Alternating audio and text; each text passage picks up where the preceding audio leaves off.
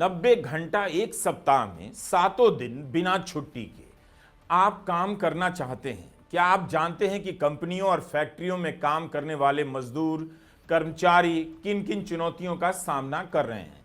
आप शायद नहीं जानते, और जो लोग इसका सामना कर रहे हैं उनकी कहीं कोई आवाज नहीं, न मीडिया कवर करता है, न खुद ये धर्म और राष्ट्रवाद की राजनीति की चपेट में आकर अपने शोषण को लेकर सोचना और कहना जानते हैं, बल्कि भूल गए हैं। कहना चाहिए उन्हें, उनकी बातों से अखबारों के पन्ने भरे होने चाहिए, लेकिन उनकी जगह ये कुछ लोग हैं जो इन दिनों भारतीयों को काम करने का लेक्चर दे रहे हैं। भारत को नंबर 1 बनाने के नाम पर कंपनियों और फैक्ट्रियों में काम करने वाले मिडिल क्लास कर्मचारी और मजदूरों को निचोड़ने का उपदेश दिया जा रहा है, जिसे आम जुबान में खून चूसना कहते हैं।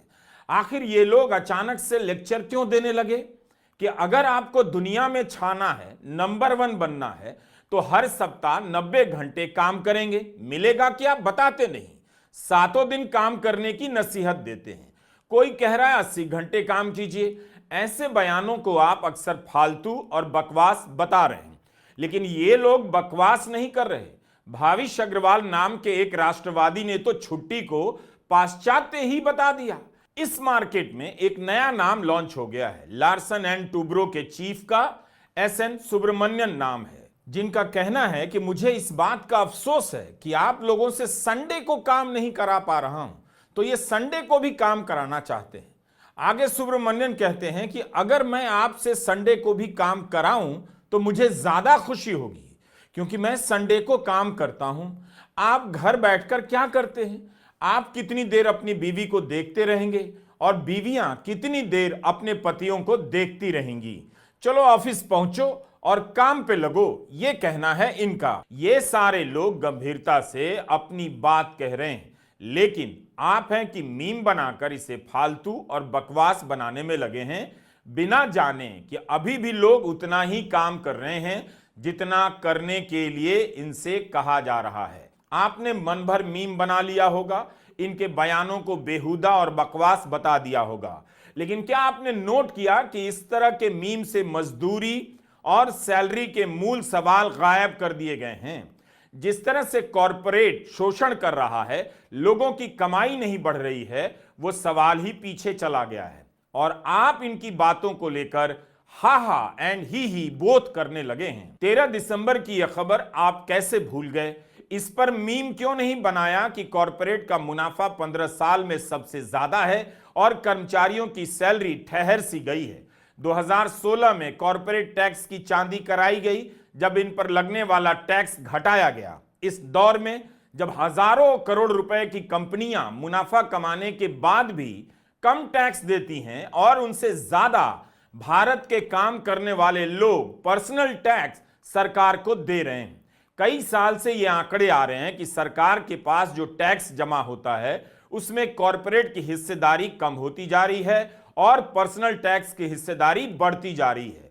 उद्योगों की संस्था फिक्की का ही एक सर्वे है कि कॉरपोरेट का मुनाफा 4 गुना बढ़ गया, और इनमें काम करने वाले लोगों की सैलरी सिंगल डिजिट ही बढ़ी है। अर्थशास्त्री मानते हैं कि इसी वजह से बाजार में मांग घट गई है, क्योंकि लोगों के पास खरीदने का पैसा नहीं। सबको पता है पानी सर के ऊपर से गुजर गया।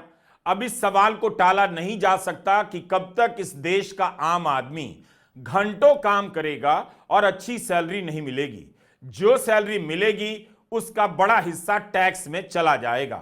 टैक्स में जितनी छूट कॉरपोरेट को मिली, उतनी आम आदमी को नहीं मिली। इसी 10 साल की बात कर रहा हूं। जिस बात को लेकर आप मजाक कर रहे हैं, उसके बारे में सूट बूट वाले उद्योगपति यही चाहते हैं कि आप मजाक करें, लॉल बनाएं, मीम बनाएं, ताकि सच्चाई सामने ना आए। इस पर बात ना हो कि आपका मुनाफा 4 गुना बढ़ गया और आपके यहां काम करने वाले लोगों की सैलरी सिंगल डिजिट में बढ़ी है, वह भी महंगाई और मुद्रास्फीति को माइनस कर दें तो आज जो 1 लाख कमा रहा है वो 2008 के 38,000 के बराबर ही कमा रहा है। असली सवाल वो नहीं जो मूर्ति और Subramanian Agarwal and so many Musk उठा रहे हैं। मस्क ने भी बोला है कि नरक की तरह काम करो, मतलब तो यही हुआ कि हाड़ मांस गला दो। क्यों? क्योंकि ये कंपनी बनाते समय दिन रात काम करते थे। इन लोगों ने मिडिल क्लास को कहीं का नहीं छोड़ा, टैक्स लाद दिया, सैलरी नहीं बढ़ाई और अब काम के घंटे और लाभ देना चाहते हैं। यह वीडियो 10 जनवरी का है, यानी आज का है। गुरुग्राम के लघु सचिवालय में इतनी बड़ी संख्या में मारुति से निकाले गए मजदूर आए हैं। इनकी क्या व्यथा कथा है, क्या इसे लेकर बात हो रही है? इन्हीं मजदूरों से तो 90 घंटे काम कराया जाना है।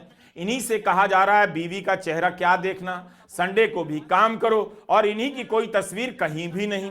क्या मीडिया लोकतंत्र की इस हद तक हत्या कर चुका है और सोशल मीडिया में लोग मीम बना रहे हैं? 5 जनवरी 2024 को एक नई यूनियन का गठन हुआ, मारुति सुजुकी अस्थायी मजदूर संघ। 5 जनवरी को जब यूनियन की आधिकारिक शुरुआत हुई तब आयोजकों को भी उम्मीद नहीं थी कि इतने मजदूर आ जाएंगे। 2012 में मारुति सुजुकी ने इन स्थायी मजदूरों को श्रम कानूनों का उल्लंघन करते हुए नौकरी से निकाला। जवाब में मानेसर प्लांट पर मजदूरों का बड़ा आंदोलन हुआ। 100 से अधिक मैनेजर पर हिंसक कार्रवाई हुई, एक सीनियर मैनेजर की मौत हो गई।